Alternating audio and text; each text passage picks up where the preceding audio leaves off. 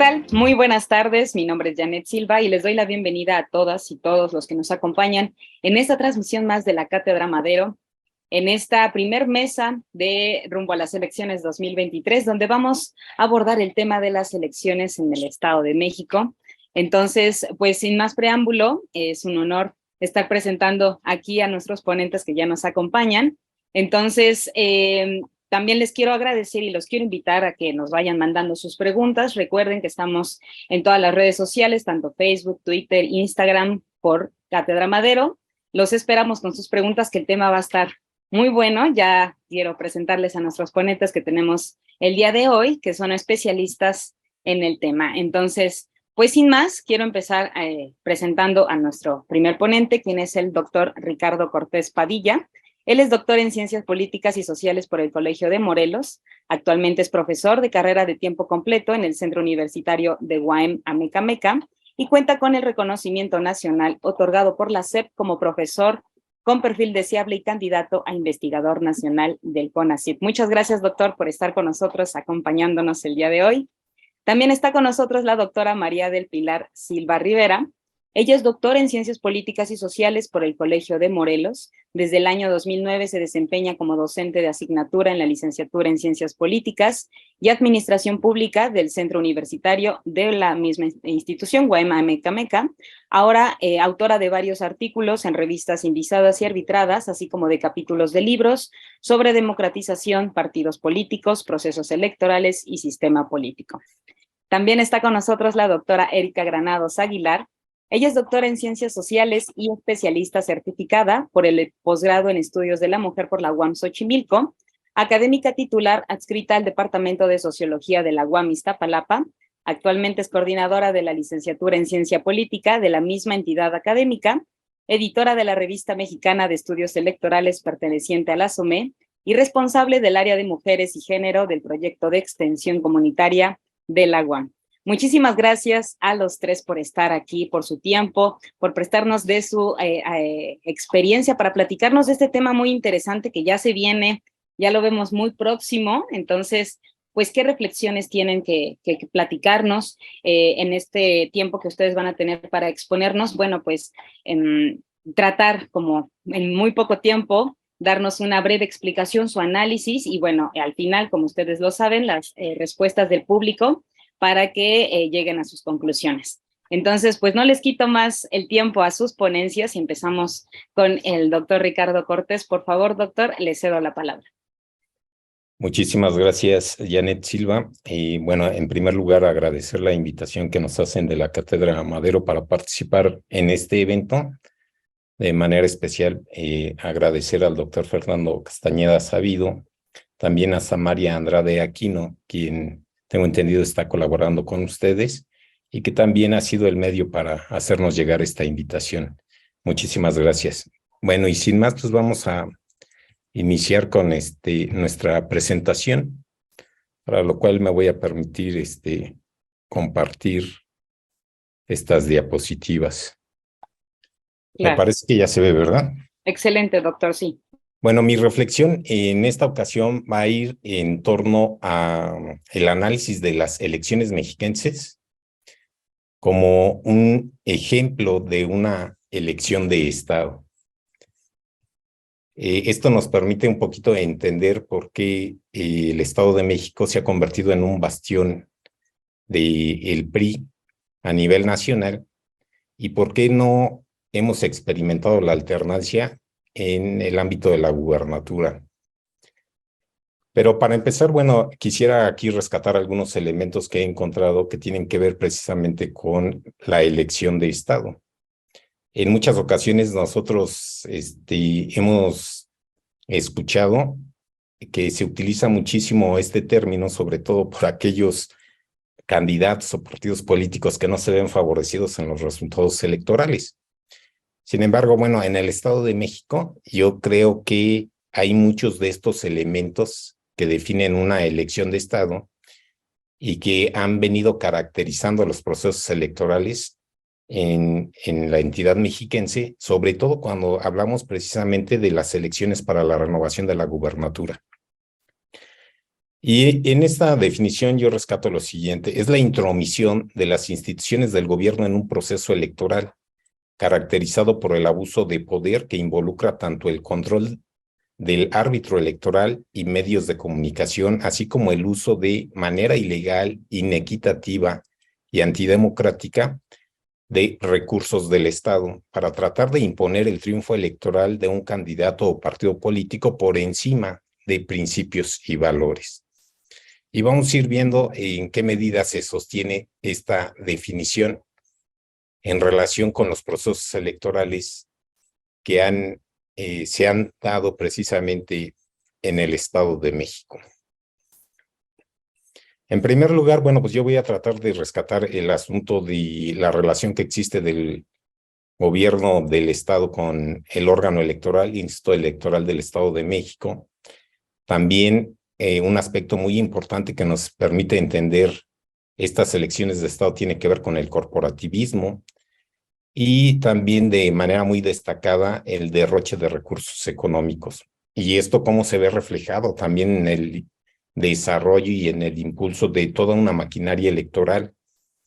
Y obviamente también de la compra de los medios de comunicación.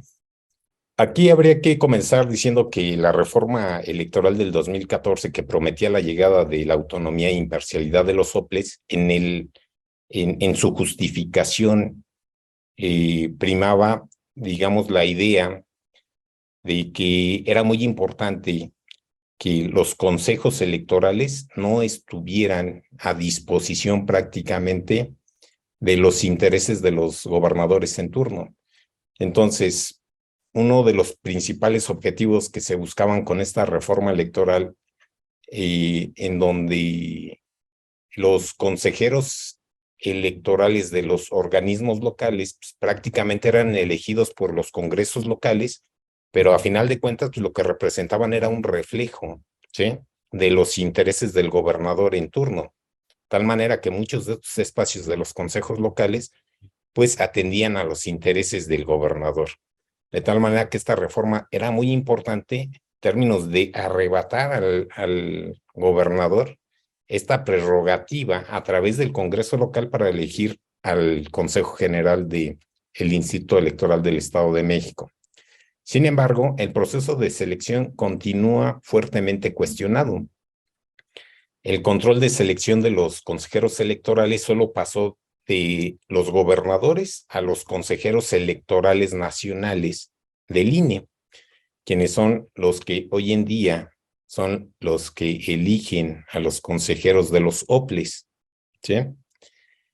Y bueno, pues aquí hay que recordar que a final de cuentas, pues este es un tema que está muy en boga, sigue siendo muy polémico en términos de si estos consejeros electorales realmente asumen un carácter imparcial, autónomo, independiente, o si más bien se convierten en consejeros electorales como parte de las cuotas que se reparten los partidos políticos en la conformación de estos consejos, ¿sí? De tal manera que me parece que cuando se da la transformación o más bien se arriba a que el Consejo General del IFE deje fuera la intromisión del Poder Ejecutivo a través de dejar de lado la participación del secretario de Gobernación y en donde el presidente y los demás consejeros asumen un carácter ciudadano, ¿sí?, sin una militancia partidista. Ese carácter que se empieza a dar a partir de 1996 y que se da a partir de una conformación de un Consejo General del IFE con un alto prestigio, esa conformación del Consejo General poco a poco como que se va degradando, ¿sí? Ese gran prestigio de los consejeros se va perdiendo y en muchas ocasiones los consejeros electorales pues, responden a estas cuotas de los partidos políticos de acuerdo a los espacios que se reparten ellos en la misma selección de los consejeros. Y bueno, pues esto si sucede en el órgano electoral a nivel federal, bueno, pues también se reproduce de manera mucho más importante en los consejeros, en los consejos locales, ¿sí? Y esto no era la excepción en el Estado de México. De tal manera que el Instituto Electoral del Estado de México se convierte en una pieza clave, se convierte en el espacio de convergencia natural de los partidos con registro en la entidad y se convertía también en el primer peldaño de las negociaciones partidistas, que cuando no prosperaban pasaban a la legislatura local, a las dirigencias estatales, al secretario general de gobierno o en última instancia al gobernador mismo. Sin embargo, en este espacio del IEM, será el primer espacio de negociación entre los propios partidos políticos y en el reparto de las cuotas. Y eso mismo que sucedía en este Consejo General del IEM se replicaba a la hora de elegir a los vocales de los consejos municipales y distritales en el Estado de México. De tal manera que la selección de los consejeros electorales del IEM, en la mayoría de los casos hoy en día, siguen teniendo una fuerte identificación con el Partido Revolucionario Institucional. Recientemente, el año pasado, se eligió a Amalia Pulido Gómez, actual presidenta del Consejo General del IEM, quien es señalada por estar vinculada indirectamente al Estado de México porque está casada con el titular del Consejo Mexiquense de Ciencia y Tecnología, Bernardo Almazán Calderón. Y él, bueno, pues aparte de contar con este puesto, anteriormente también había tenido otros cargos en la actual administración del Estado de México. Esto fue fuertemente cuestionado por los partidos de oposición, de manera particular por Morena. Hasta la fecha ha habido reclamos, inclusive en el Congreso local, en donde le piden a Bernardo Almazán Calderón que renuncie a su puesto, ¿sí? Para evitar un posible conflicto de intereses, dado que es esposo de la presidenta del Consejo General del IEM. Entonces, les decía, esto a final de cuentas sigue siendo un tema controvertido, ¿sí? En términos de qué tendríamos que estar haciendo para lograr una mayor credibilidad, legitimidad de los consejeros electorales en donde no estén directamente vinculados con los partidos políticos, ¿sí? Bueno, otro de los temas importantes que tienen que ver con esta elección de Estado en la entidad mexiquense tiene que ver con el corporativismo. Es importante también no perder de vista esto. En todos los procesos electorales, pues obviamente este partido echa mano de las relaciones corporativas que tiene con transportistas, policía estatal, burocracia estatal, magisterio mexiquense, podríamos decir la CTM, la Confederación Nacional Campesina, aunque estas últimas ya no tanto como en su momento llegaron a pesar. Pero con este tipo de sectores gremiales se sigue manteniendo una relación corporativa muy importante. Y yo voy a rescatar de manera particular la relación que existe con el magisterio mexiquense, ¿sí? Porque hoy en día existen casi 250,000 profesores en la entidad. Es la entidad que, de acuerdo con el número de población, pues también es la entidad que tiene mayor número de escuelas y de profesores a nivel nacional. Y estos están organizados en el Sindicato Nacional de los Trabajadores de la Educación, fundamentalmente en la sección 36 y 17, en el Sindicato de Maestros al Servicio del Estado de México y en el Sindicato Unificado de Maestros y Académicos del Estado de México. Este gremio ha sido muy importante en estas relaciones corporativas porque en buena medida realizan gran parte del trabajo como promotores del voto a nivel territorial en toda la entidad. Inclusive muchos de los profesores cumplen labores de representación ante las mesas directivas de casillas y como representantes generales. Obviamente también tienen, de acuerdo con el tipo de funciones que realizan o de jerarquía que tienen en los diferentes niveles educativos, que pues van teniendo mayor número de responsabilidades en toda esta estructura electoral del partido. Aquí también habría que hacer la observación que esta relación corporativa no es exclusiva del PRI. Hoy en día podemos ver que esta relación corporativa con el magisterio mexiquense también está siendo disputada por el partido de Morena, ¿sí? Sobre todo con el Sindicato Nacional de Trabajadores de la Educación, desde el gobierno federal, fundamentalmente, pero también en el ámbito local. De tal manera que, considerando que el magisterio es muy importante, Alejandra del Moral Vela ya tuvo una reunión importante con el magisterio y anunció, digamos, 10 compromisos que asume con el magisterio mexiquense. Sin embargo, en esa reunión precisó que las prestaciones colaterales de las que gozan los profesores mexiquenses son únicas en todo el país.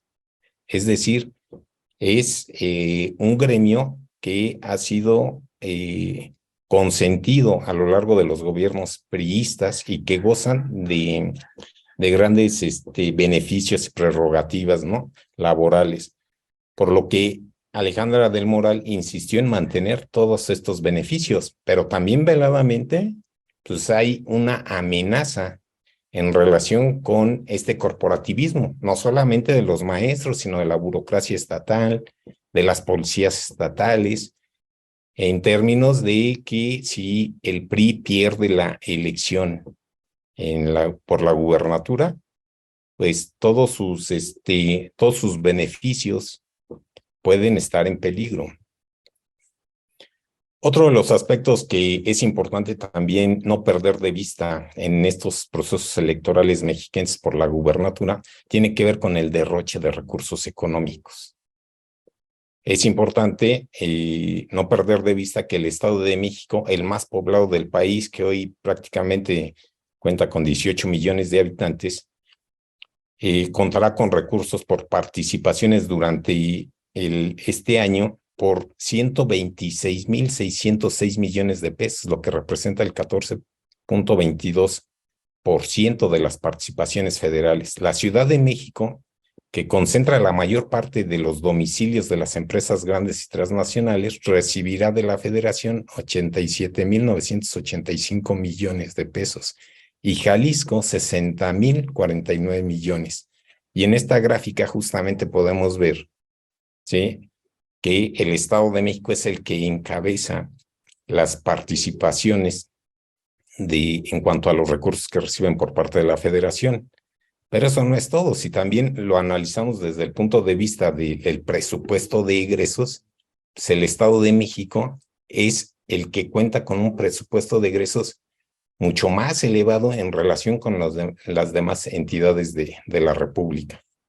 Para el 2021, por ejemplo, estos datos los rescaté de la Secretaría de Hacienda o del INEGI, ahorita ya está, se me fue de qué fuente saqué estos datos, pero para el 2021 resulta que el Estado de México tuvo un presupuesto de egresos de 322,676,223,900 pesos. Y de ahí en segundo lugar la Ciudad de México, pero con una gran diferencia, casi 100,000 millones de pesos menos, y de ahí Veracruz, Jalisco, Nuevo León. ¿Por qué es importante no perder de vista este asunto de los recursos económicos? Porque esto nos permite dimensionar el gran presupuesto de la entidad que permite entender por qué mantener el poder de la gubernatura ha sido una prioridad del PRI mexiquense y en particular del Grupo Atlacomulco. O sea, es un gran botín económico, ¿no? Y todos también somos conocedores de los grandes escándalos de corrupción que se han vivido en el Estado de México, en donde los gobernadores se han visto directamente involucrados. También no podemos perder de vista el desarrollo del Grupo Atlacomulco, y también las grandes fortunas que se han amasado en torno a personajes muy importantes de este grupo Atlacomulco. Por mencionar nada más un ejemplo, habría que ver las grandes fortunas de la dinastía de los Jan González, ¿no? De tal manera que los gobernadores se convierten con todos estos recursos prácticamente en virreyes de la entidad mexiquense, ¿no? Y este derroche de recursos económicos se ve reflejado precisamente en los programas sociales que obviamente nos llevan al clientelismo electoral. Aquí les pongo un dato que, por ejemplo, el programa del Salario Rosa está llegando a 700,000 amas de casa de los 125 municipios mexiquenses. Esto nada más en cuanto a este programa del Salario Rosa. Existen otros programas que implican que hay más de aproximadamente se habla de 1,500,000 de beneficiarios a través de los diferentes programas. Aquí habría que mencionar que a diferencia de lo que aconteció en la elección por la gubernatura en el 2017, hoy en día el gobierno federal representa un gran contrapeso a este clientelismo electoral, porque aquí prácticamente se da la competencia entre los programas sociales que se están implementando en el gobierno del Estado de México y los programas sociales que se implementan a través del gobierno estatal.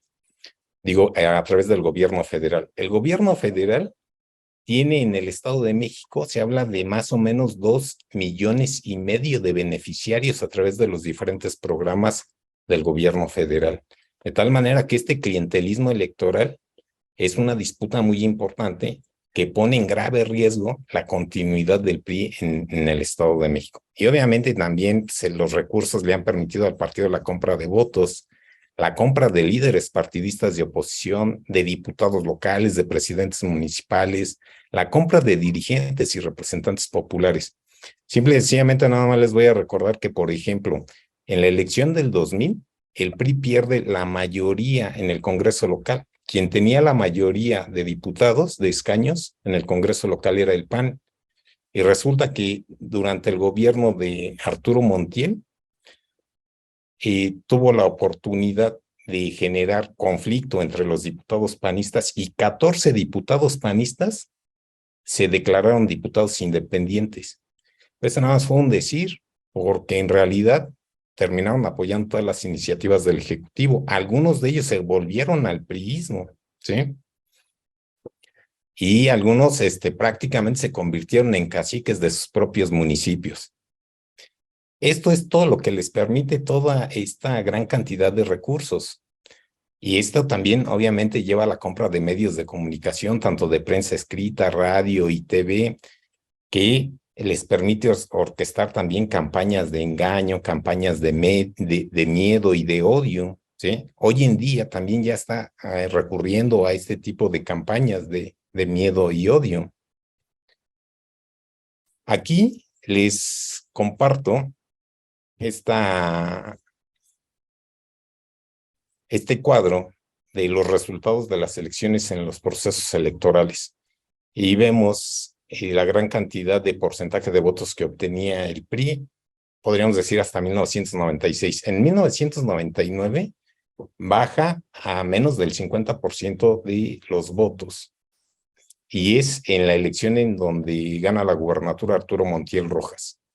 Aquí habría que recordar que en la elección de presidentes municipales y del Congreso local en 1996 es cuando, digamos, se da de manera muy importante la presencia de los partidos políticos de oposición. Y ahí se inaugura una nueva etapa de pluralidad política y de alternancia en el Estado de México. Sin embargo, la estrategia de Arturo Montiel a partir de ese 1996 en adelante es toda una estrategia que va encaminada a la profesionalización de su estructura electoral. Y esto lo vamos a ver. Por ejemplo, Arturo Montiel al frente del Comité Directivo Estatal, que fue 2 veces dirigente de su partido en la entidad, orquestó un nuevo proyecto de estrategia política en donde no solo capacitaron a más de 600 activistas políticos. Este programa estratégico del Comité Directivo Estatal en 1998 se llamó Preforma 98 y después cambió a Convencer 98-99. Después, el programa Convencer, que para el año 2000 se convertiría en Fuerza Mexiquense 2000.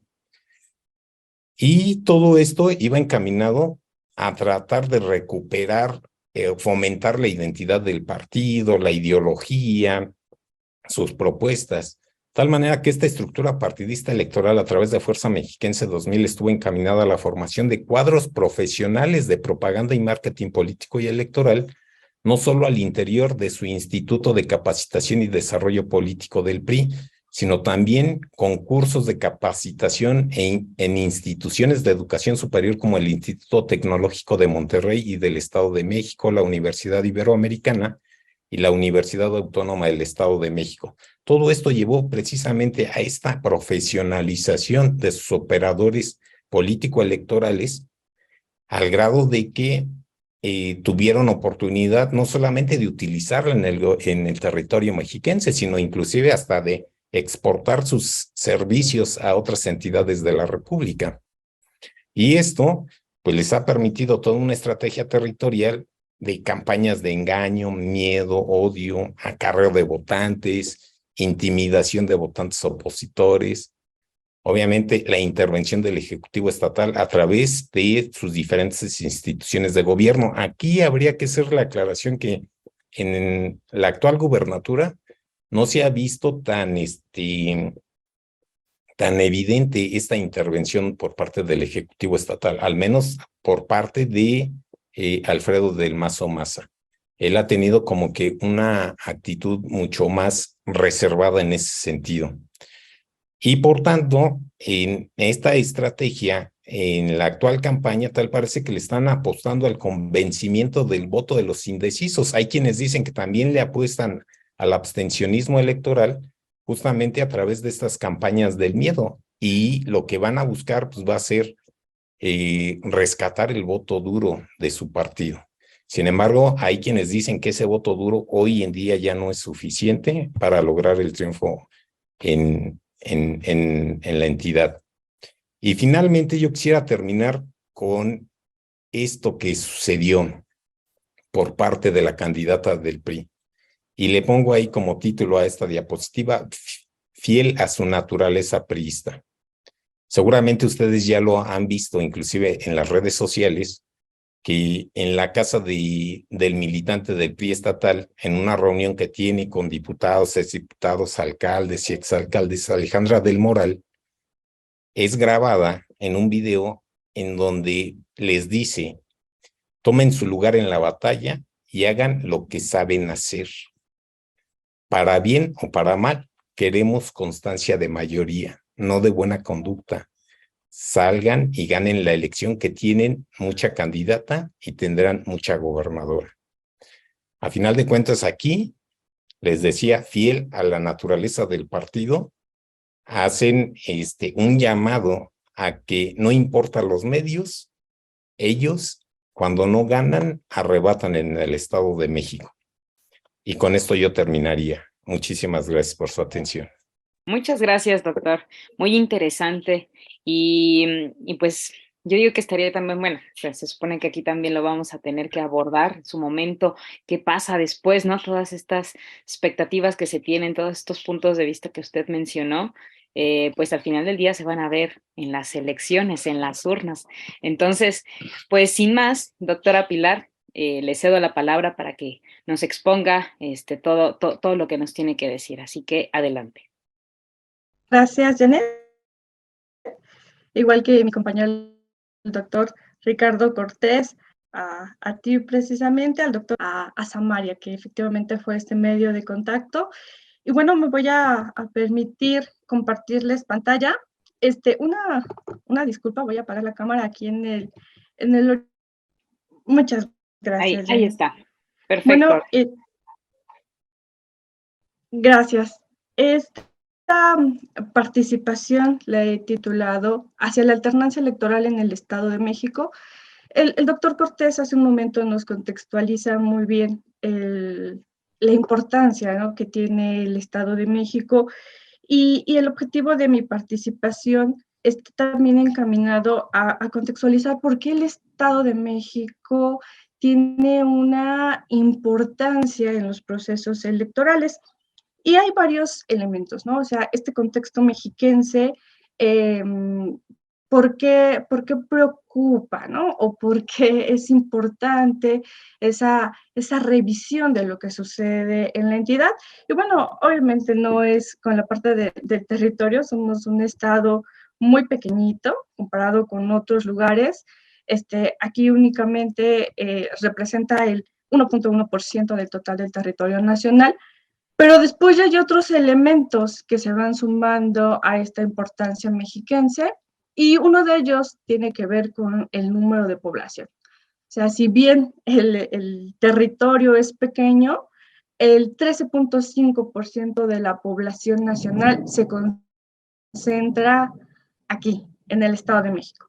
Además, tiene un nivel de escolaridad que es mayor al promedio nacional, que es de 9 años. Aquí el nivel es de 10.1 años, estamos hablando que es el primer año de la educación media superior, pero además hay otra situación importante, ¿no? En cuanto a la lista nominal, el Estado de México tiene el 13.3% del total nacional, ¿no? Entonces, otro elemento importante tiene que ver con la economía. El Estado de México, si bien está por debajo de la Ciudad de México, contribuye al 9.1% del Producto Interno Bruto Nacional. Estas características particulares de la entidad han provocado que en algún momento se considere al Estado de México como un laboratorio electoral. Bueno, la verdad es que yo difiero de llamarlo así, porque la entidad tiene una dinámica propia, ¿no? Que está, bueno, bastante lejos de ser el laboratorio, pero sí permite ser una entidad de referencia para las elecciones que le continúan para las del siguiente año, ¿no? ¿Por qué? Porque es un espacio en donde las diferentes fuerzas políticas pueden medirse, ¿no? Debido a esta situación que comentamos hace un momento, de el número que representa la lista nominal. Entonces, es una buena oportunidad, también por eso se centra esa atención. Al Estado de México se le ha llamado en algunas ocasiones como la joya de la corona, y realmente en eso se ha convertido para el PRIismo, que con el paso del tiempo y sobre todo después de ese año 2000, en donde se da un proceso de alternancia a nivel federal y se va impulsando a nivel subnacional, pues se va perdiendo, ¿no? El PRI comienza con un declive electoral tremendo, en donde se le va únicamente concentrando el apoyo, o reduciéndolo más bien, a dos entidades actualmente, ¿no? En donde va a haber un proceso electoral.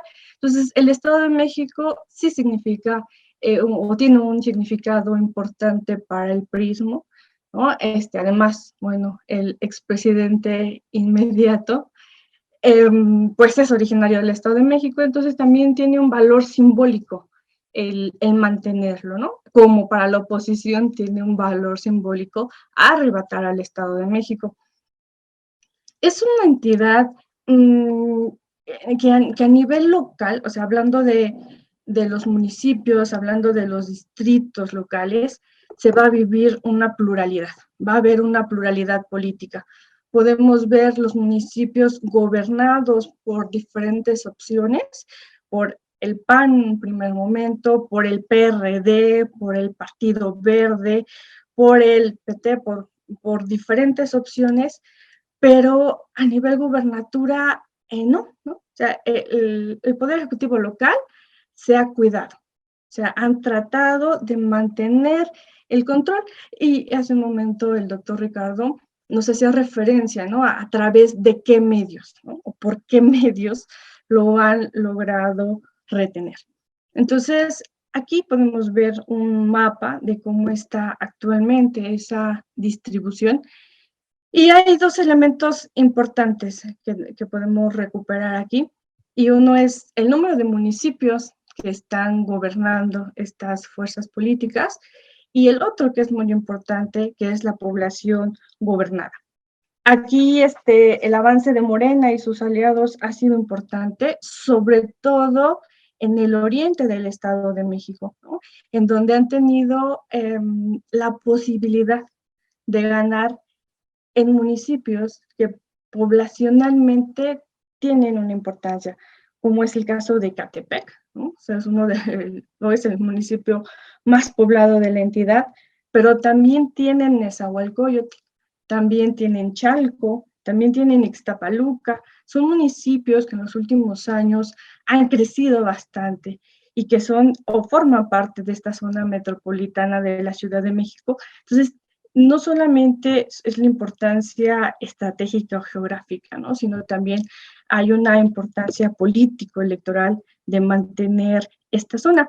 Es curioso también cómo este oriente mexiquense tiene, de alguna forma, una tradición de izquierda, ¿no? Desde que empezó este impulso de la izquierda por ganar espacios, por tener mayor proyección, el oriente se comenzó a ser un referente de la izquierda ganadora. Entonces, este es el escenario que se está enfrentando el PRI y Morena, un escenario complejo para el PRIismo, pero también un escenario de bastante oportunidad para Morena, ¿no? ¿Por qué? Pues porque arrebatarle uno de los bastiones al PRIismo significa llegar muy fortalecido a la elección del Ejecutivo Federal en el 2024, ¿no? Y así como el PRI pudiera, en dado caso, mantenerla, también eso significaría un elemento de fuerza, ¿no? Que podría ayudar al Estado. El otro característica importante es lo que mencionaba hace un momento. La gubernatura ha sido priista, o sea, esa no la han soltado. Hace un momento el doctor nos presentaba los resultados para gobernador en el Estado de México. Él lo hacía de un periodo anterior al que yo les presento. Y bueno, aquí podemos ver cómo en algunos momentos se han acercado en dos en particular. En 1999 y en las elecciones de 2017. Aquí obviamente podemos ver únicamente a 5 opciones políticas. En algunos momentos han participado en coaliciones, en alianzas o en candidatura común, pero bueno, por cuestiones de presentación, se está considerando únicamente a los partidos que encabezan esas alianzas, coaliciones o candidaturas comunes. Entonces, en el 99 era este año que a nivel federal marcaba ya la decadencia hegemónica del PRI a nivel federal y se vio reflejada en el 2000. En el Estado de México no necesariamente lo mismo que pasa en el Estado de México se refleja, pero puede medir la fuerza, ¿no? Entonces, aquí es la primera elección que se considera como competitiva, ¿no? Desde que el PRI aparece y comienza a ganar espacios, ¿no? Entonces, es una elección que no se había vivido con una competitividad alta, ¿no? Obviamente el hecho de quedarse sin el Ejecutivo de la República va a repercutir fuertemente en el priismo nacional, pero eso también va a fortalecer el PRI mexiquense, porque el PRI mexiquense se ha caracterizado por moverse diferente a cómo se mueve el PRI nacional. Aquí hay una figura importante en 1999 que es Arturo Montiel Rojas, ¿no? Un gobernador que va a tener la esperanza de convertirse en presidente de la República y desde la entidad va a fortalecer primero al prismo local, ¿no? Va a cerrar filas, va a mantener estas características priistas como de lealtad, de disciplina como uno de los elementos estratégicos para mantenerse en el poder, va a generar incentivos, va a impulsar que se disciplinen los miembros para consolidarse. Entonces, él tuvo la posibilidad de crear un grupo, sí, este grupo Atlacomulco forma parte de ese grupo, pero él crea su propio grupo, ¿no? O sea, un grupo que se les conoció como los Golden Boys, ¿no? Estos personajes, ¿no? Que son muy dados a trabajar con los medios de comunicación, simpáticos, y que, bueno, uno de sus representantes, Enrique Peña Nieto, va a llegar como gobernador en el año 2005. Y aquí una característica importante, podemos ver que ese margen de victoria, esa diferencia entre el primero y el segundo lugar, se va a ampliar bastante, ¿no? Entonces, no hay duda sobre el triunfo priista. Entonces nos da cuenta de que esa estrategia que inició Arturo Montiel, pues va a dar grandes frutos. Y de aquí van a empezar a trabajar en la proyección a nivel nacional, ¿no? El PRI federal, con el paso de los años, va a ir perdiendo espacios en las gubernaturas, en los municipios, en los diputados. Entonces, el PRI se va a reconfigurar alrededor de la clase política del Estado de México, ¿no? Tanto es así que en el 2011 vuelven a ganar la gubernatura y ese margen de victoria, esa diferencia en el primero y segundo lugar, se va haciendo mucho más amplia. Aquí hay una cuestión importante. En las dos elecciones anteriores, el competidor cercano había sido Acción Nacional. Para 2011, el competidor cercano fue el PRD. Entonces, también por eso es referente, o sea, a nivel nacional gana el PRI, pero aquí está otra fuerza política que estaba impulsando, ¿no? Ese poder, que fue el perredismo, y que, bueno, se reflejó también en el nivel federal. La elección de 2017 marcó nuevamente esa competitividad alta y mucho más que la que se vivió por primera vez en 1999, ¿no? Aquí el margen de victoria se estrechó mucho más, fue de un poquito más de 3 puntos de diferencia entre el primero y el segundo lugar. Este segundo lugar que fue Morena. Importante, es un partido que se le llega a llamar un partido emergente, un partido nuevo, la primera vez que participa para la gubernatura y queda en segundo lugar. De hecho, aquí no están los votos fragmentados, pero si los podemos ver, obtuvo más que el PRI solito. O sea, aquí Alfredo del Maza gana por el voto que en su momento le posibilitaron sus aliados, ¿no? Entonces, la alternancia está latente en el Estado de México. Esta elección, este proceso del 2023, se está convirtiendo en un proceso histórico, ¿no? Por diferentes motivos. Uno de ellos es evidentemente el hecho de que hay 2 mujeres únicamente. No se había dado el caso de que hubiera 2 mujeres. Tampoco que hubiera solamente 2 candidatos, 2 candidatas en este caso, ¿no? Mínimo había 3, ¿no? Y en esta ocasión hay 2 mujeres nada más, ¿no? Por la candidatura la coalición que encabeza el PRI, está Alejandra del Moral Vela, y del otro lado, Delfina Gómez Álvarez, ¿no? Ambas con una estructura fortalecida o construida por varones, ¿no? Que deciden tener como candidata a ambas mujeres, ¿no? En el caso de Alejandra del Moral Vela, una mujer considerada como del grupo del gobernador, con cercanía no solo al actual gobernador, sino a exgobernadores, que es una de sus fortalezas, y a mítico grupo Atlacomulco que ha gobernado la entidad, ¿no?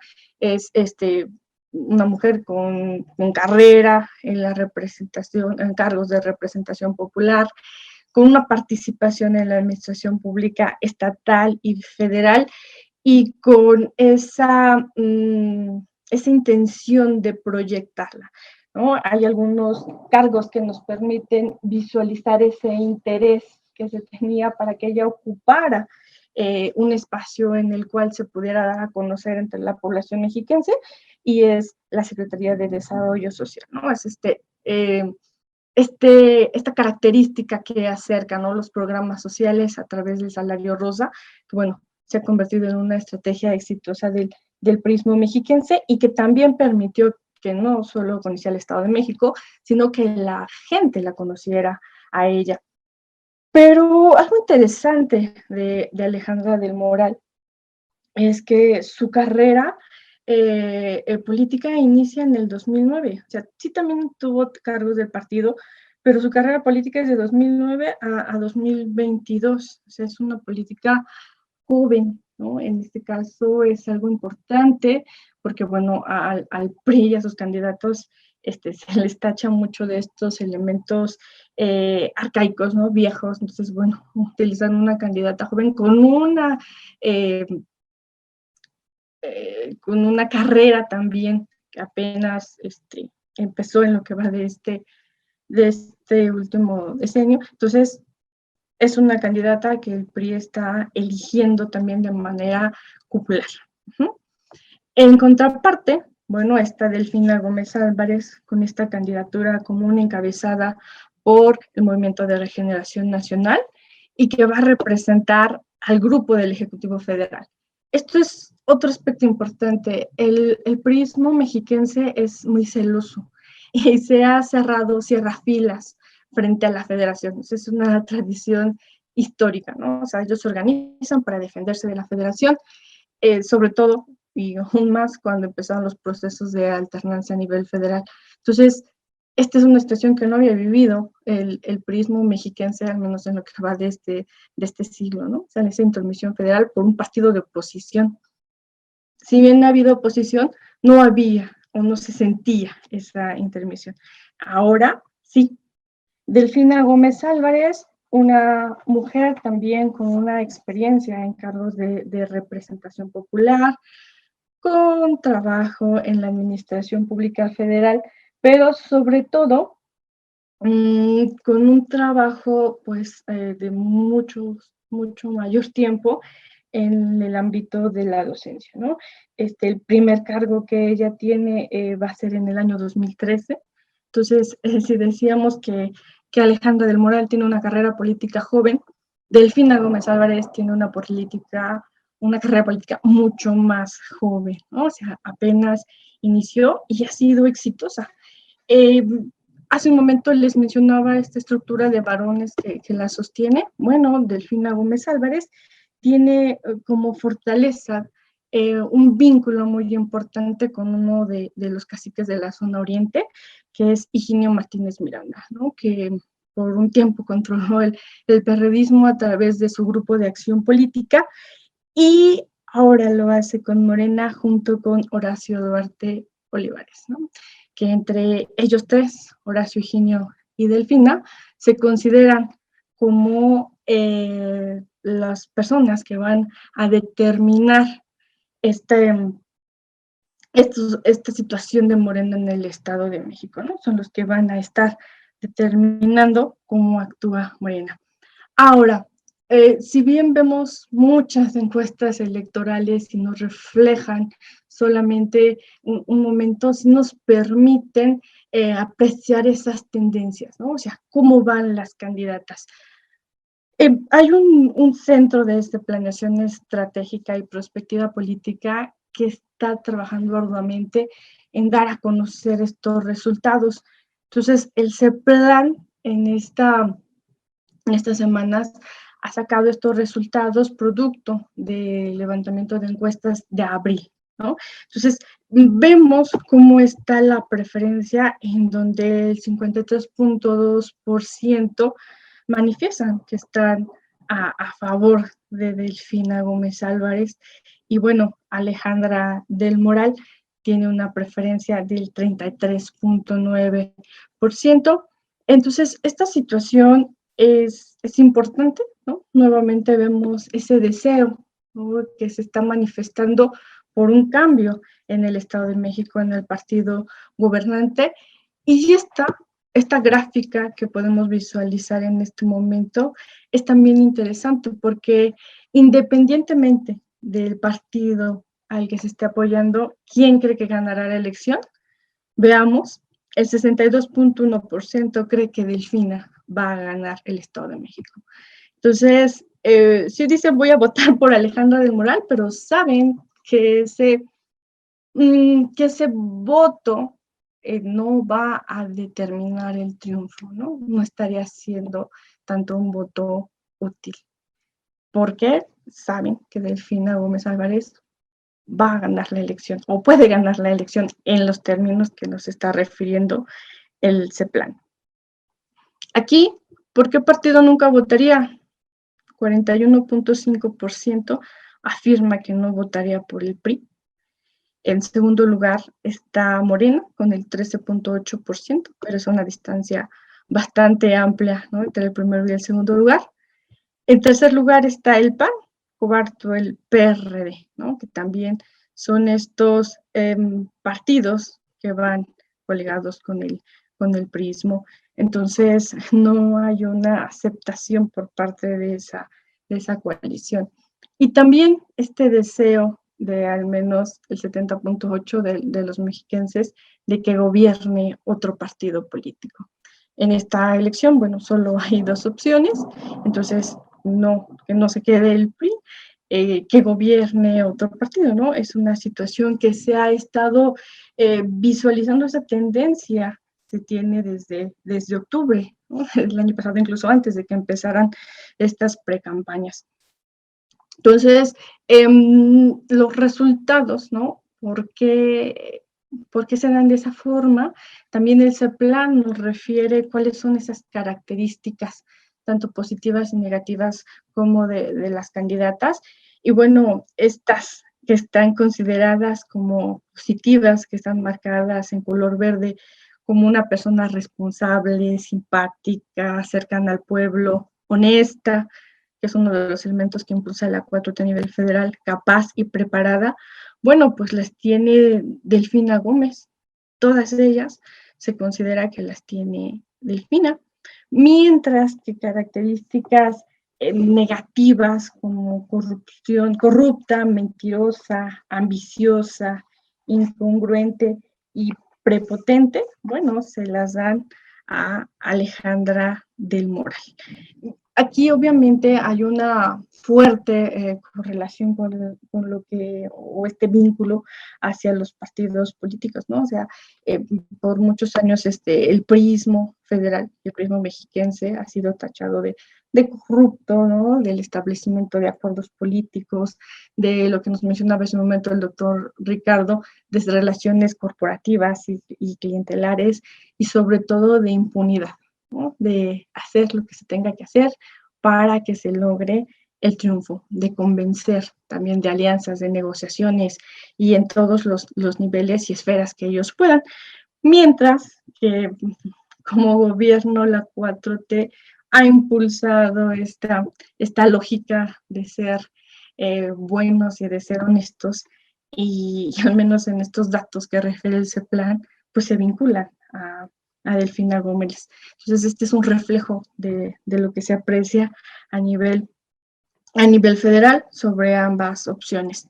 Entonces, si bien no podemos concluir hasta este momento algo, ¿no?, podemos entender este contexto y nos permite llevar a cabo algunas reflexiones finales.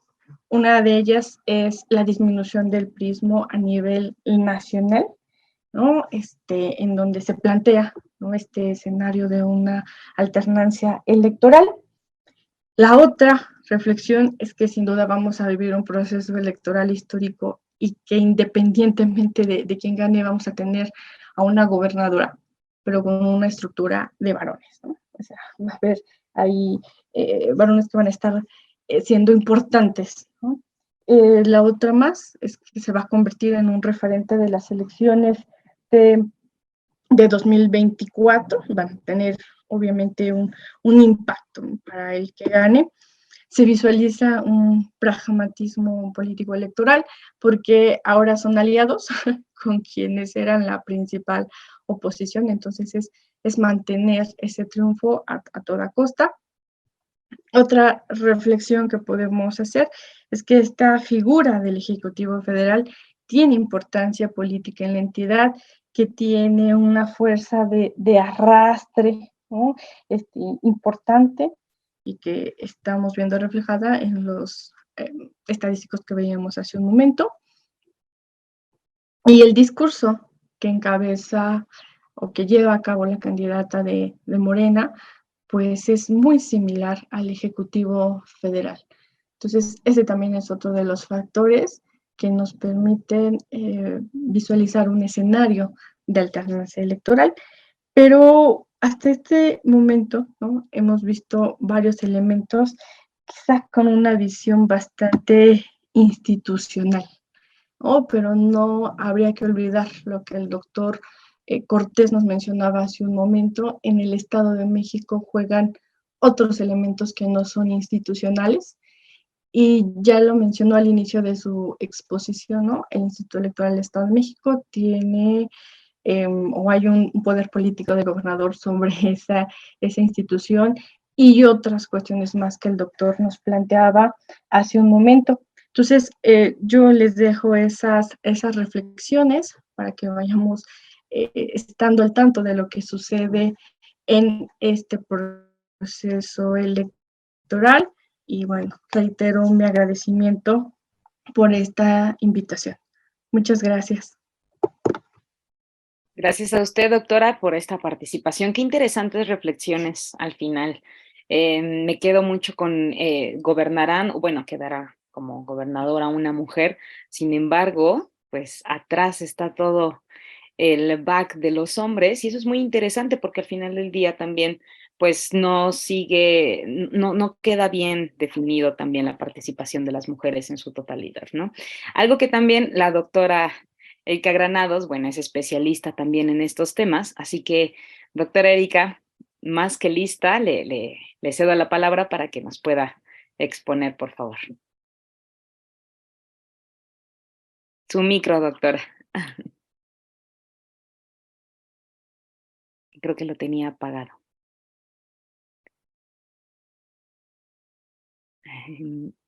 Sigue apagado su...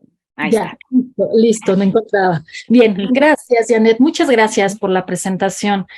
También quiero agradecer la invitación como siempre, a Fabiola Franco, al doctor Castañeda, muchas gracias. Saludar a mis compañeros de panel, a Ricardo, a Pilar, que ambas presentaciones son verdaderamente muy interesantes. Estas reflexiones que nos has comentado, Janet, realmente que sí son importantes. Así como es importante las elecciones en el Estado de México, es más allá, hay una cuestión que yo veo más allá de la importancia que tiene estas elecciones. Son importantes porque tiene el padrón electoral más grande, son importantes porque ahí está instalado uno de los grupos más influyentes en la política, aún en la política nacional de este momento, que es el grupo Atlacomulco. Son importantes porque ahí también hay empresas muy importantes instaladas, porque es la antesala, se dice, ¿no?, de las elecciones federales. O sea, es decir, es importante por varias cosas. Pero verdaderamente lo que yo veo más importante en este momento de estas elecciones es de que, como decía Pilar hace un momento, vamos a tener una mujer gobernadora. Eso es lo más importante. Anteriormente, en ninguna de las elecciones en la historia de este país habíamos tenido esa certeza. Había habido entre candidatos y candidatas si era quien ganara, ¿no? Si ganaban mujeres, candidatas, que ahora tenemos 9 gobernadoras, habían competido con hombres. En este momento solamente tenemos la competencia entre 2 mujeres, y esto nos da la certeza de que vamos a tener a una mujer gobernadora. Entonces, yo en este sentido quiero, o trabajé la presentación en la parte de la participación política de las mujeres en el Estado de México, y les voy a compartir pantalla. Permítanme un momento. Claro que sí.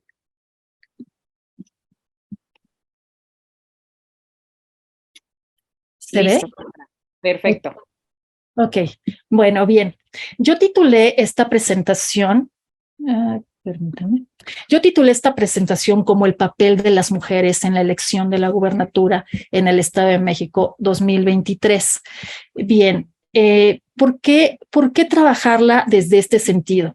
Porque les decía, lo único que tenemos certeza es de que vamos a tener a una mujer gobernadora. Ya me fui hasta el final, permítanme.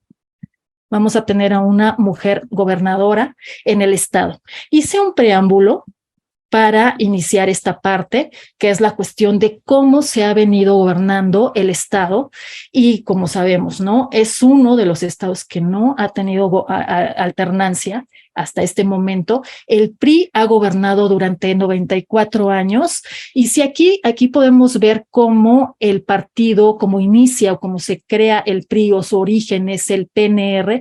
Entonces, el primer gobernador que tuvo el PRI en su origen como PNR fue en el año de 1929, y eso nos da 94 años de que el partido, el PRI, o desde su origen el PNR, después PRM y después PRI, cuenta con 94 años en el poder. Si en esta ocasión ganara la candidata del PRI, Alejandra del Moral, las elecciones, al final del sexenio, el PRI tendría 100 años en el poder. Esa es una cuestión que en ningún estado se va a dar, ¿no? Sería nada más en el Estado de México. Bueno, pero pensando que el PRI ya convertido o ya estando estructurado como partido revolucionario institucional, tendría 78 años en el poder. El primer gobernador del PRI ya como tal, como partido revolucionario institucional, fue Alfredo del Mazo Vélez en el año de 1945. Aquí puse una tabla que me pareció muy interesante retomar un punto donde en el Estado de México hemos tenido 72 gobernadores varones, ninguna mujer. Imagínense, ha habido 72 hombres.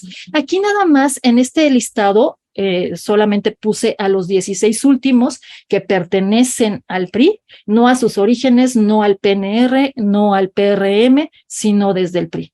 Está Alfredo del Mazo Vélez, que es el abuelo, viene posteriormente Salvador Sánchez, todos del PRI, Gustavo Vaz, ¿no?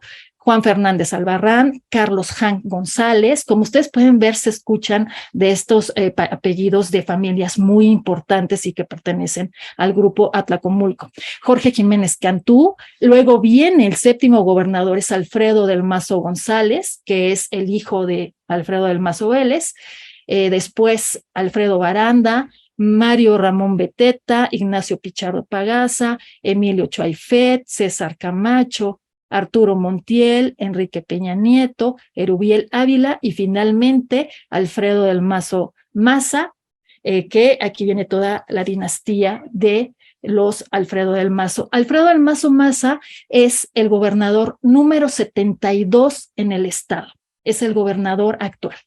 El número 73 o la número 73 va a ser una mujer que va a gobernar entre el año 2023 y 2029. No sabemos el nombre de ella y no tampoco sabemos su afiliación política.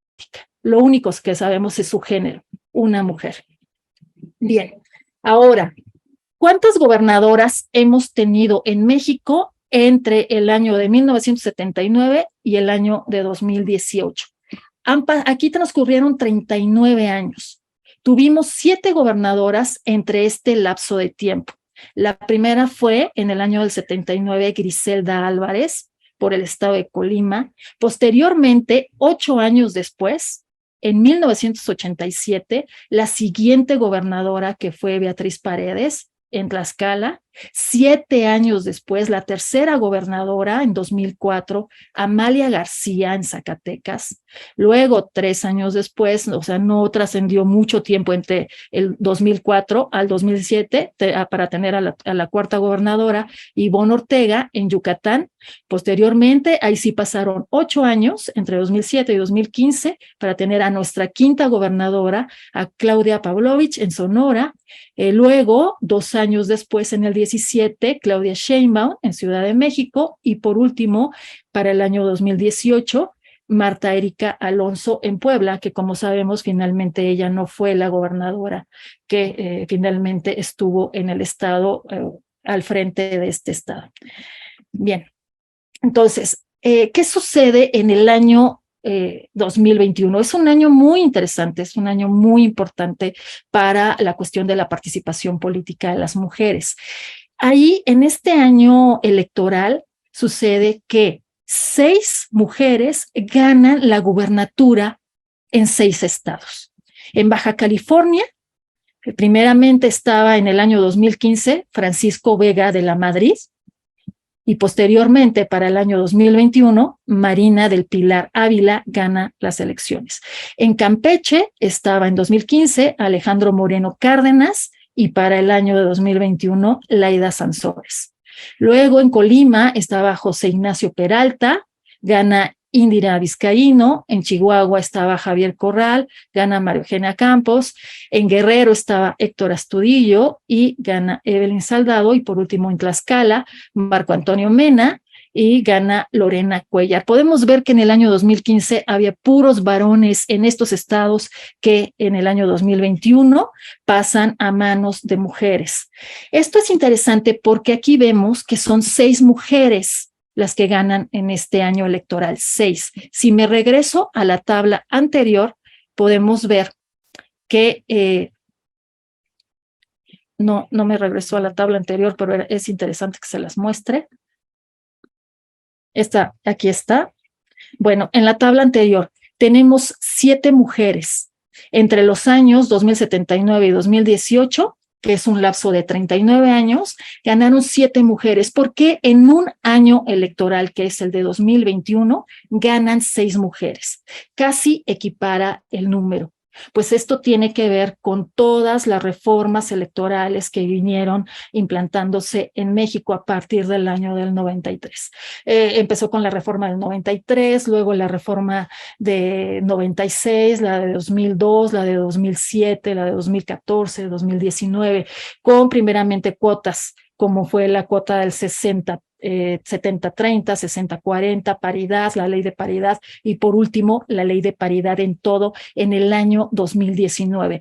Todo esto que ya han trascendido 30 años a partir del año de 1993 a la fecha, en 30 años por fin ha tenido grandes frutos. Por supuesto, falta más, pero ha tenido frutos importantes. En este año 2021, entonces, tenemos 6 gobernadoras. Ahora bien, para el año 2023, ¿cuántas gobernadoras tenemos o vamos a tener? Para este año 2023, tenemos a Claudia Sheinbaum por Morena en la Ciudad de México, luego está Marina del Pilar por Morena en Baja California, Laida Sansores por Morena igualmente en Campeche, Indira Vizcaíno por Morena en Colima, Evelyn Salgado por Morena en Guerrero, Lorena Cuellar por Morena en Tlaxcala, María Eugenia Campos por el PAN en Chihuahua, Mara Lezama Espinosa por Morena en Quintana Roo, Teresa Jiménez Esquivel por el PAN en Aguascalientes. Aquí tenemos 9 mujeres actuales gobernando estados y vamos a tener a la 10ª. Nuevamente no conocemos el nombre, no conocemos la afiliación política, sabemos el estado de México. Lo único que sabemos es que vamos a tener a la 10ª gobernadora en el país. Eso es muy importante. Bien, a ver, las candidatas en los últimos o los candidatos en las últimas elecciones en el Estado de México. En estas últimas elecciones el conteo lo hice a partir del año 93 a la fecha. Aquí tenemos 16 candidatos. Aquí existen 16 candidatos entre el año 99 y el año 2003. De esos 16 candidatos, solo 6 son mujeres. Vamos a ver. Para el año 99 hubieron 3 candidatos varones. Fue Arturo Montiel, José Luis Durán e Higinio Martínez. El ganador fue Arturo Montiel Rojas, que quedó como gobernador en el año 99. Posteriormente, en las elecciones de 2005, hubo 3 candidatos, 2 varones y una mujer. Enrique Peña Nieto, Rubén Mendoza Ayala y Jacob Polensky. El ganador en 2005, bueno, para 2006, fue Enrique Peña Nieto.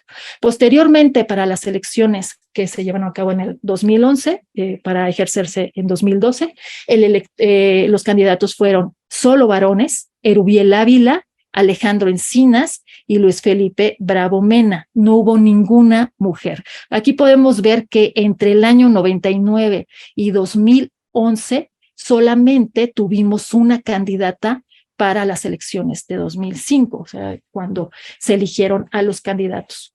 Bien, luego ya vemos avances en las elecciones que se empezaron a llevar en el año de 2017.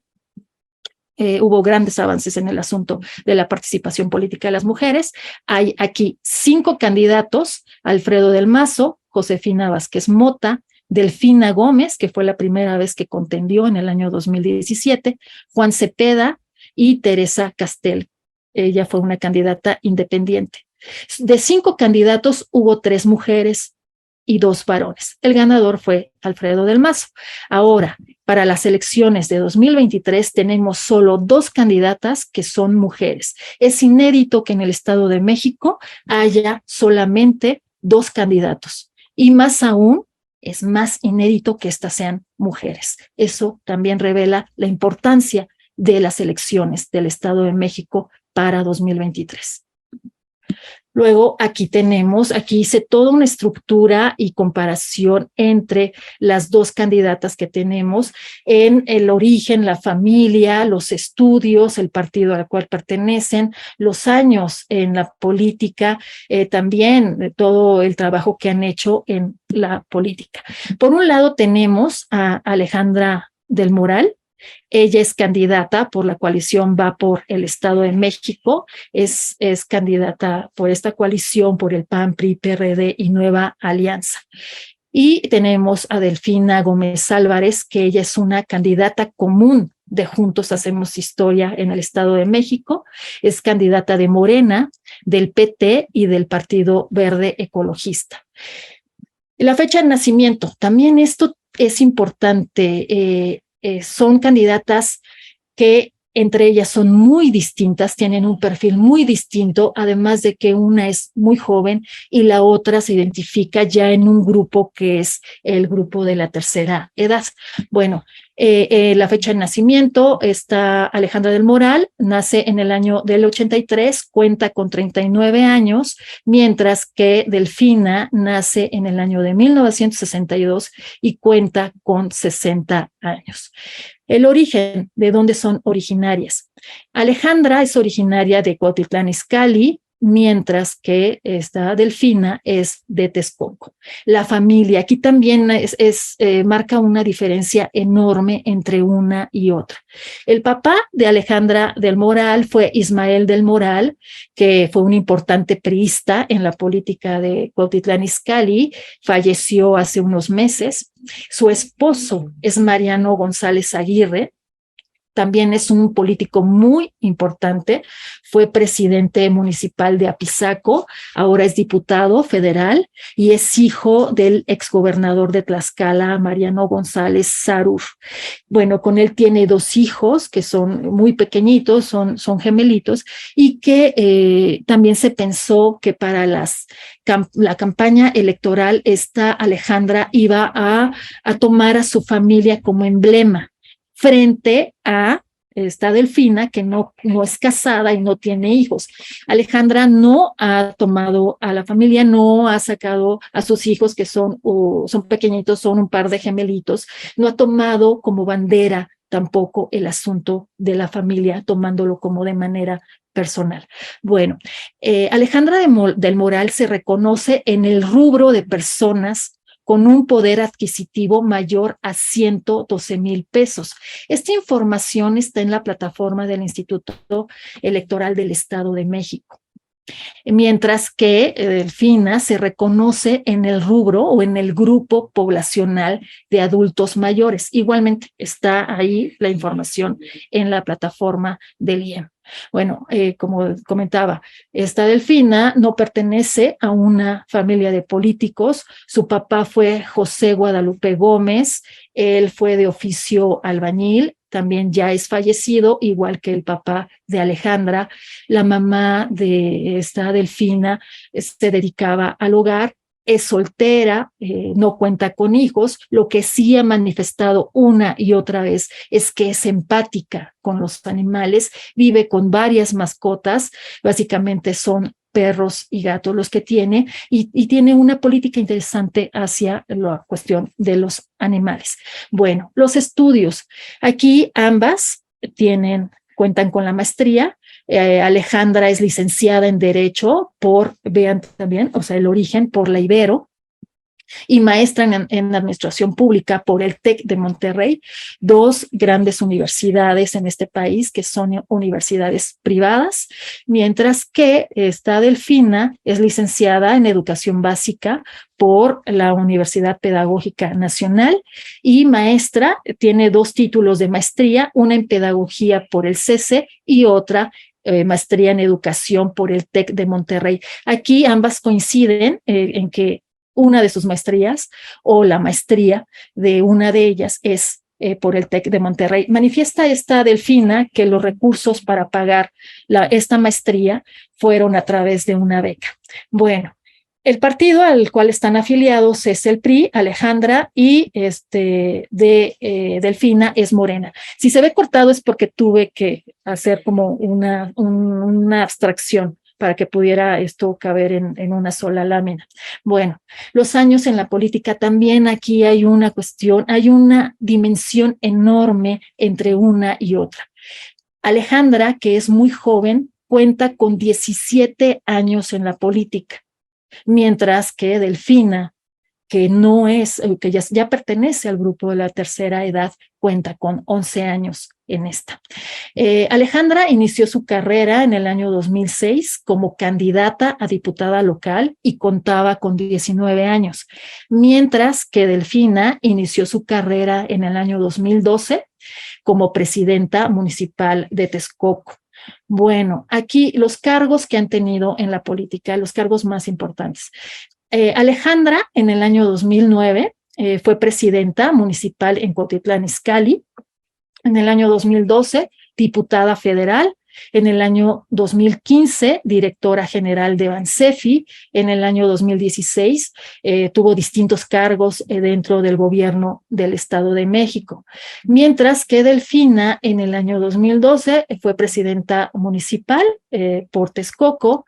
En el año 2015, diputada federal. En el año 2018, candidata a gobernadora.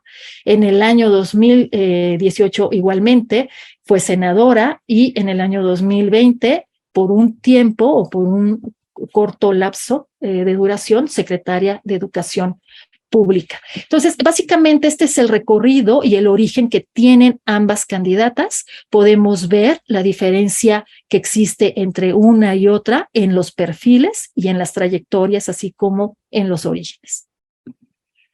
Las propuestas principales de Alejandra del Moral. ¿Cuáles son sus propuestas? Estos datos son tomados de la plataforma del IEM. El IEM les preguntó a ambas candidatas que le manifestaran las propuestas principales. No la plataforma, o sea, presentaron por supuesto la plataforma electoral, pero además les pidió las propuestas principales. Las que manifestó Alejandra del Moral en materia del bienestar para los mexiquenses fue: 1. Recuperar la seguridad en el Estado. Luego, generar más empleos. También propone el seguro de desempleo. Crear más centros de formación y capacitación laboral. Asimismo, crear el salario familiar, que lo va a sustituir por el salario rosa, que va a ser ahora, se llamaría el salario rosa para toda la familia. En materia de género, fue muy puntual el IEM en pedirles sus propuestas principales. ¿Qué fue lo que comentó Alejandra del Moral? Ella dice que se va a garantizar en el gabinete el principio de paridad. También va a garantizar la igualdad de género en todos los ámbitos de la sociedad mexiquense. Va a impulsar la participación económica de las mujeres a través de la corresponsabilidad en el cuidado de los hijos mediante permisos de paternidad extendidos. ¿Qué es esto? Que les va a pedir a las empresas o a los lugares de trabajo que le den o que les permitan a los papás salir a recoger a sus hijos a la escuela, o que les permitan o que les den permisos para atender a sus hijos cuando están enfermos, o para la atención en general de los hijos cuando son menores. Ya cuando son jóvenes, estos permisos de paternidad ya no van a existir. Eso es lo que ella propone para ayudar a las mujeres que trabajan también, los permisos de paternidad. Bueno, también becas para estudiantes mujeres, combatir la brecha salarial de género, que ella menciona un salario igual para un trabajo igual, tanto de varones como de hombres. No va a haber diferencia en la cuestión de salarios por la cuestión de fuerza, por el tema de fuerza de los varones, y que pueden tal vez hacer un trabajo, si bien se encuentra en un mismo nivel, el trabajo sea mayor por la cuestión de fuerza. Entonces también el pago es mayor. Ahora eso ella lo va a eliminar. El salario va a ser igual. Bueno, también va a implementar medidas regulatorias para trabajos informales de mujeres, va a tratar de regularizar estos trabajos. También va a hacer un trabajo de sensibilización a empleadores de trabajadoras domésticas al seguro social. Este trabajo de sensibilización se estuvo realizando hace alrededor de 10 años más o menos en todo el país. Tuvo un efecto interesante donde varios empleadores sí lograron meter a las trabajadoras domésticas a la cuestión del seguro social, pero esto ha venido en decremento. Ahora ese porcentaje ha bajado y Alejandra del Moral quiere retomar ese tema. Bueno, también va o pretende erradicar la violencia obstétrica a través de la capacitación con perspectiva de género y derechos humanos al equipo médico. Aquí estas son las principales propuestas de Alejandra del Moral que les pidió el IEM. Aquí yo quiero llamar la atención en un punto. Alejandra del Moral en estos temas, en el tema de materia de género, jamás menciona el asunto de la violencia de género que vive el Estado.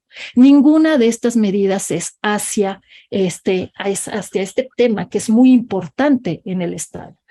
Ella ya una vez de que manifestó estas principales propuestas, ya no pudo hacer ninguna modificación a ellas. Sí lo manifiesta en la plataforma electoral, pero no aquí. Y si ustedes pueden recordar en el debate, se le hizo una puntual pregunta a Alejandra del Moral sobre la violencia de género y cómo la iba a combatir. Ahí Alejandra, bueno, ya retomó el asunto y pudo comentar los temas o los asuntos puntuales para combatir esta violencia, que principalmente es fortalecer a la policía de género que existe en el Estado.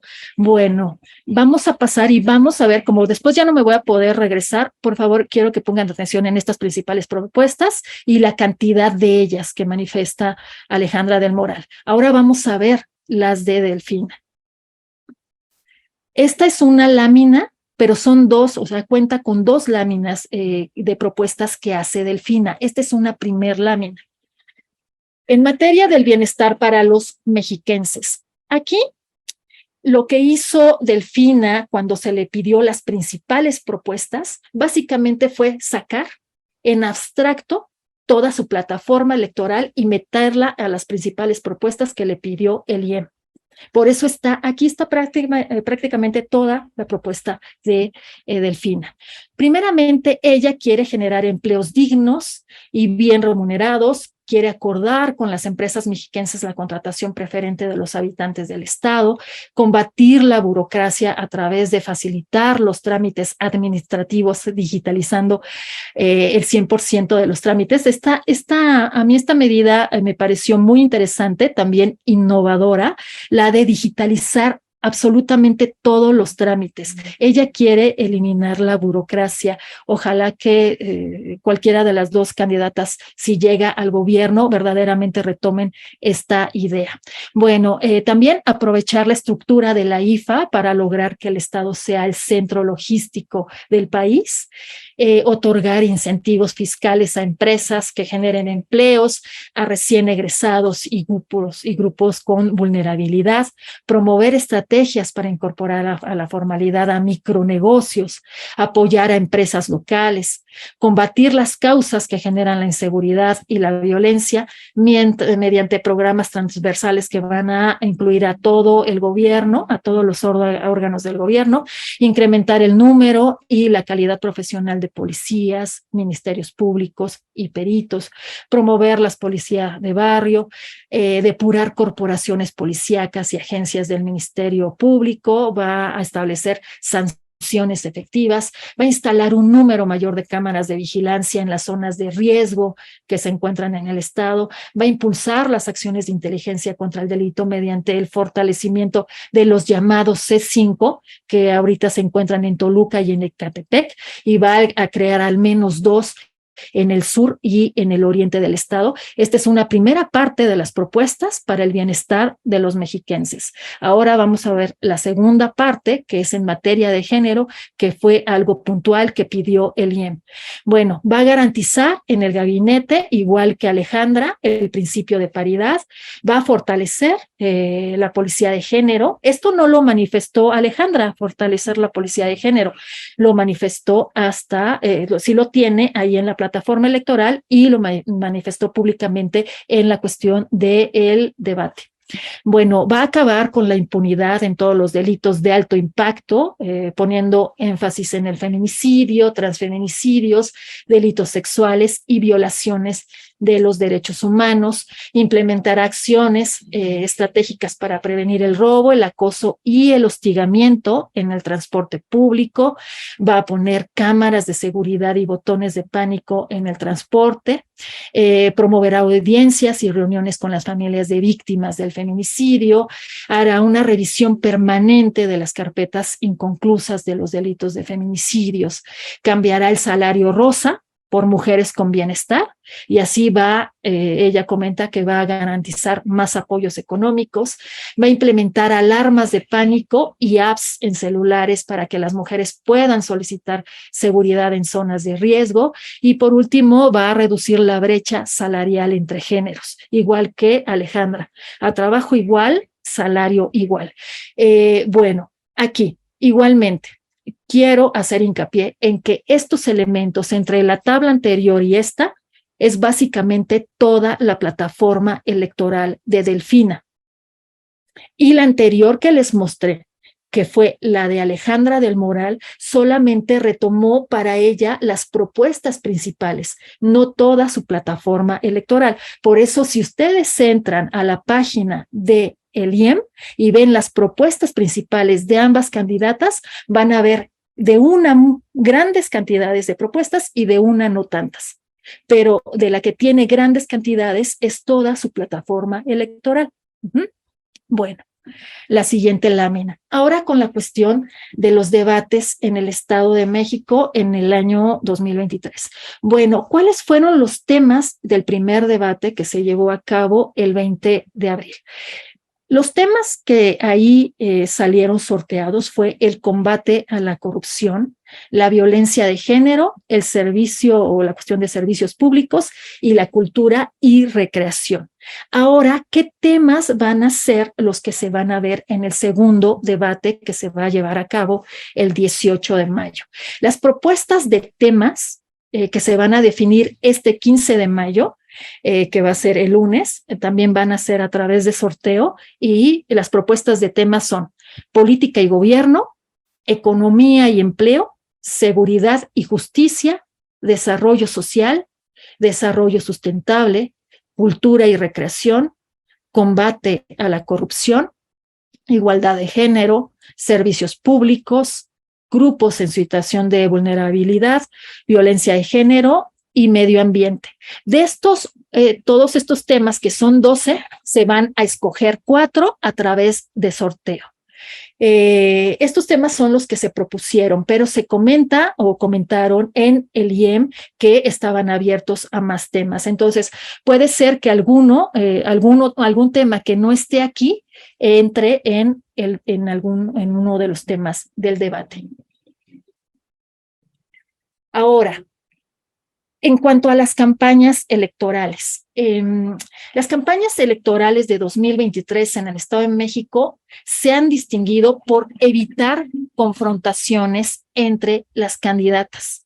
Esto lo manifiesta el Laboratorio de Odio y Concordia del Seminario de Violencia y Paz del Colegio de México, el cual hizo todo un estudio. Esto fue retomado por Animal Político y publicado por esta revista el 24 de abril de este año. ¿Qué dice básicamente este estudio? Dice, aunque se esperaba que las campañas de ambas candidatas estuvieran plagadas de descalificaciones debido a la importancia de esta elección, un estudio del Laboratorio de Odio y Concordia del Seminario de Violencia y Paz del Colegio de México, Colmex, reveló que han sido las menos polarizadas.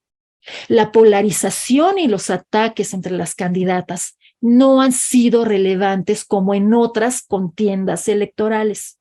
Si bien es cierto que ha habido críticas entre ambas, los señalamientos han sido en el marco de eventos públicos y en un tono de confrontación natural carente de insultos y o difamaciones.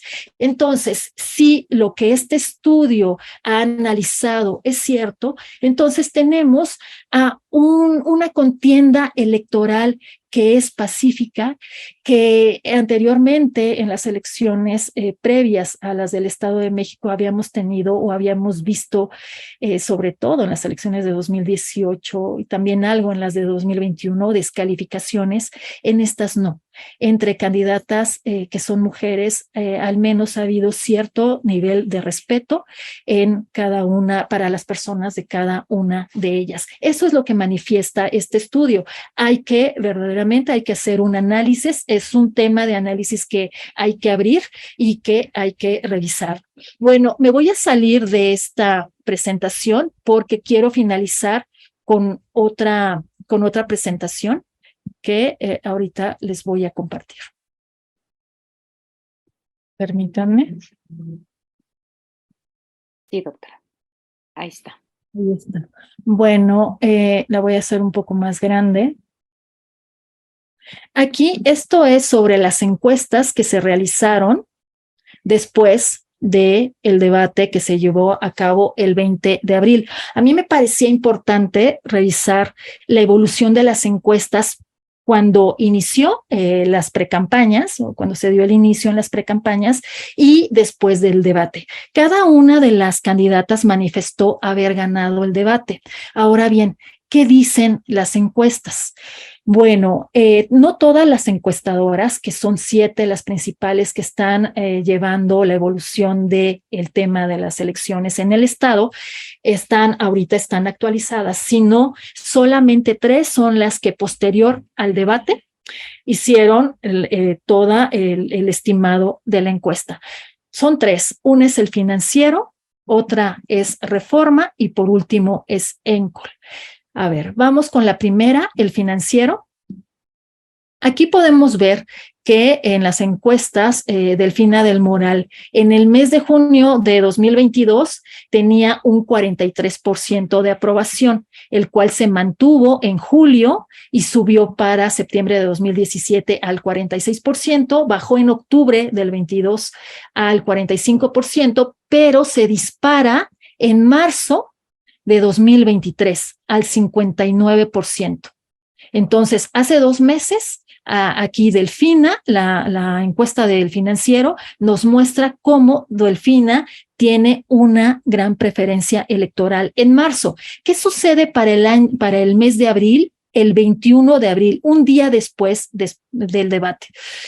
Baja 1%, del 59 baja un 1% y queda en un 58%. No bajó tanto, pero sí un punto porcentual. Ahora vámonos con Alejandra.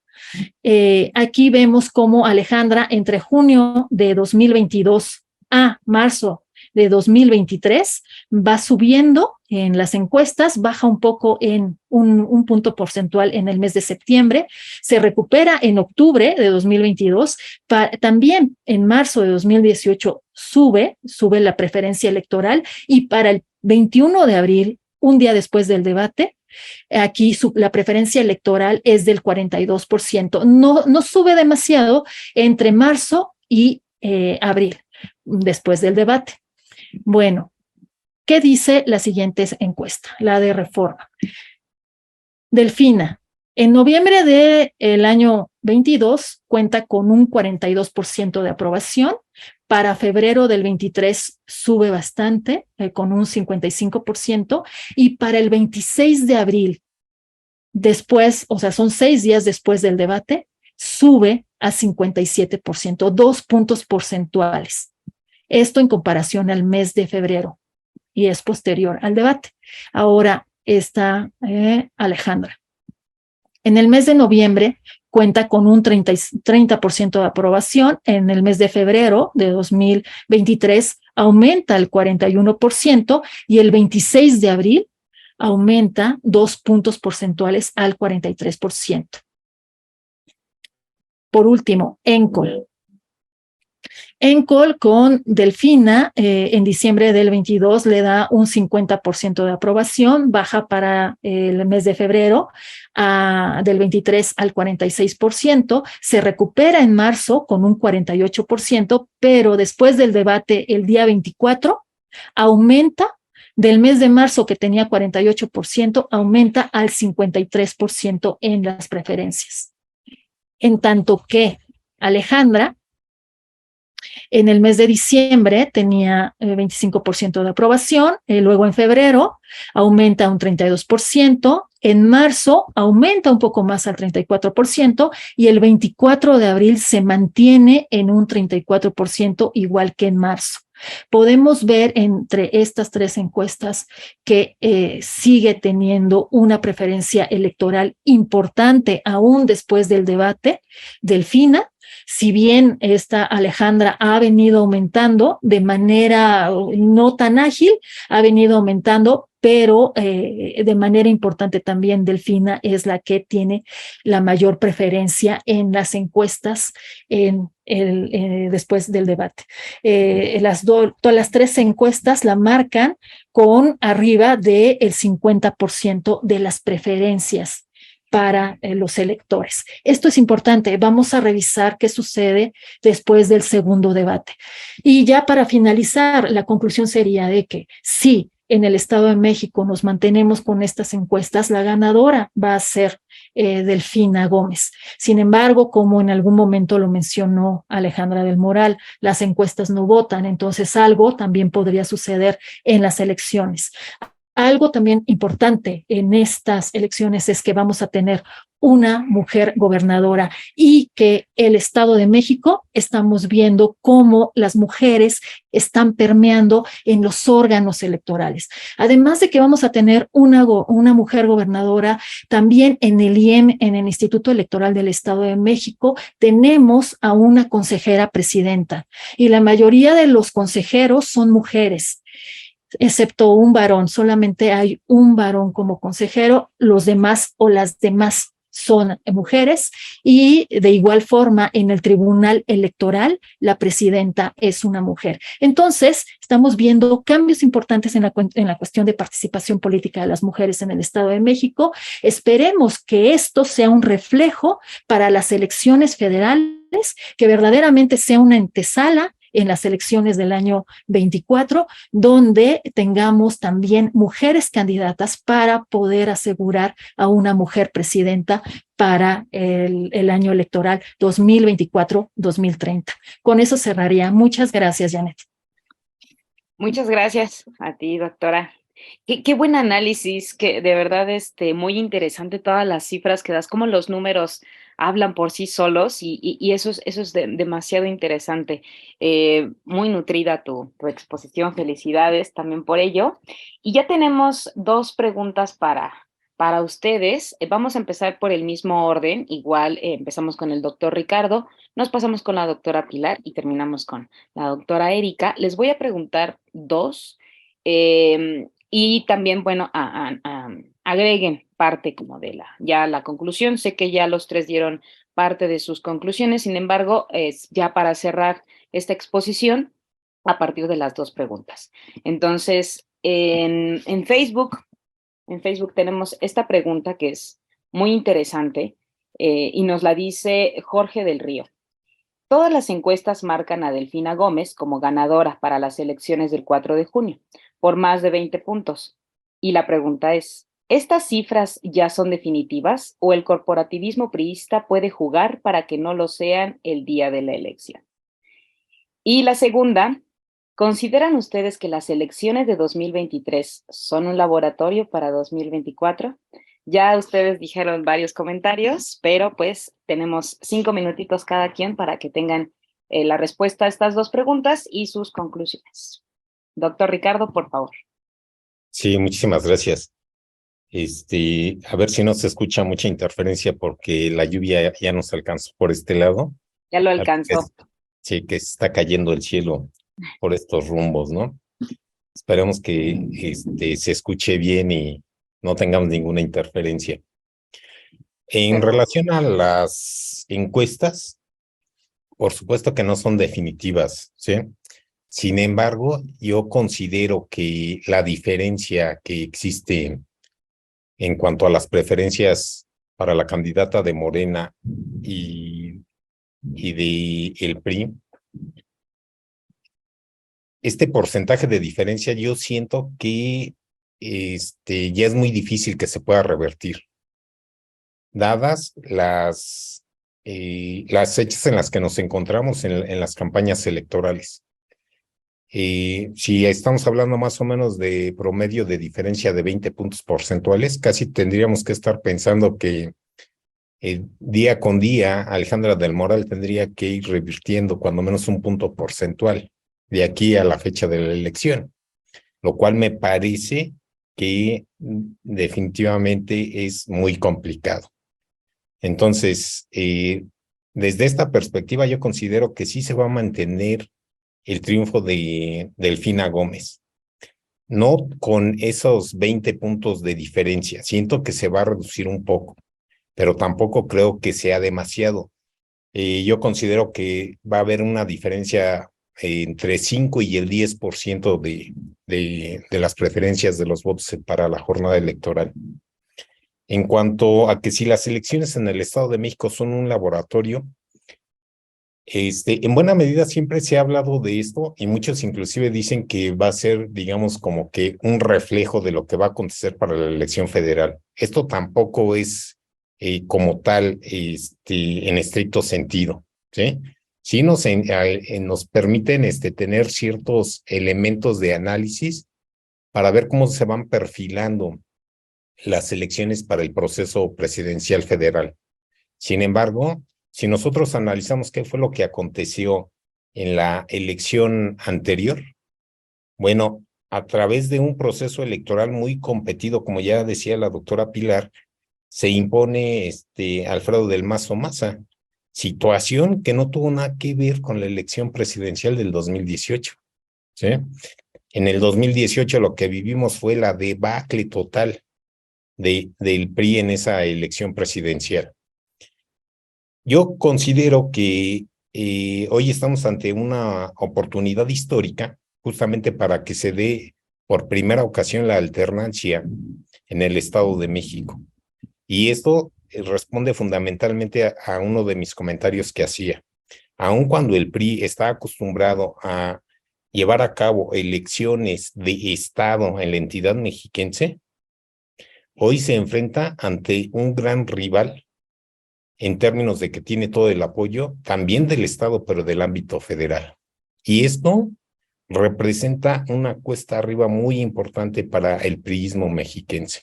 Si lo vemos desde el punto de vista de los programas sociales, bueno, pues de manera muy importante. Si lo vemos también desde el punto de vista del corporativismo, si lo vemos desde el punto de vista de los operadores políticos con los que cuenta Morena, son operadores políticos que se han forjado precisamente en el ambiente de ese autoritarismo priista, y se saben todas las artimañas, ¿sí?, surgidas precisamente de ese priismo, y en ese mismo terreno les están compitiendo. Todo este contexto a mí me permite vaticinar que estamos ante la gran oportunidad de que se dé la alternancia en el Estado de México con el triunfo de Delfina Gómez, encabezada por el partido de Morena y sus aliados. Muchísimas gracias. Muchas gracias, doctor. Doctora Pilar, por favor. Muchas gracias. Efectivamente, la situación de las encuestas es complejo. Solamente nos dan cuenta de un momento en particular.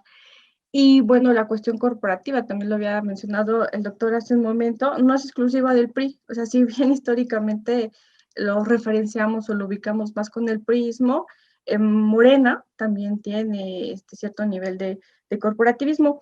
Y hay un elemento interesante. En la encuesta que les mencionaba hace un momento de CEPLAN, el 64.6% de los encuestados refirió que su voto es una decisión definitiva. Es muy complicado que lo lleguen a cambiar, y sobre todo aquellos que deciden votar por la opción de Morena y su candidata, ¿no? Y quienes dicen que no van a mover su voto sobre Delfina es el 74.2%. Y quienes deciden votar por Alejandra del Moral apenas es el 60.3%. Entonces, efectivamente es complejo, como lo decía el doctor, revertir esa situación. Necesitaría un trabajo tremendo por parte de esta estructura priista, que si bien Alejandra del Moral se ha visto un poco cobijada por grandes líderes estatales, no es como las elecciones o los procesos electorales a lo que estábamos acostumbrados anteriormente, ¿no? En donde toda la estructura mexiquense trabaja a favor del candidato. En esta ocasión parece que está en una situación muy, muy compleja.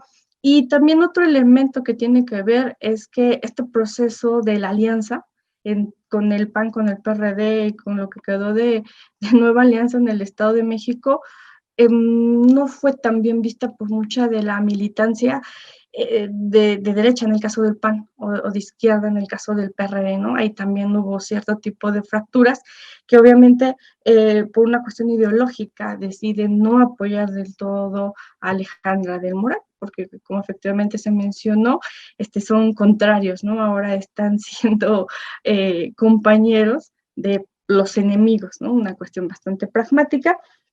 Y respecto a que si las elecciones en el Estado de México son laboratorio, no creo que sean laboratorio, pero sí son referente, ¿no? Es una posibilidad en la cual se puede medir la fuerza política, y al menos tenemos 3 ejemplos de que no necesariamente tiene que pasar lo mismo a nivel nacional. Está en 99, gana el PRI en el Estado, en el 2000 gana PAN, ¿no? Con Vicente Fox.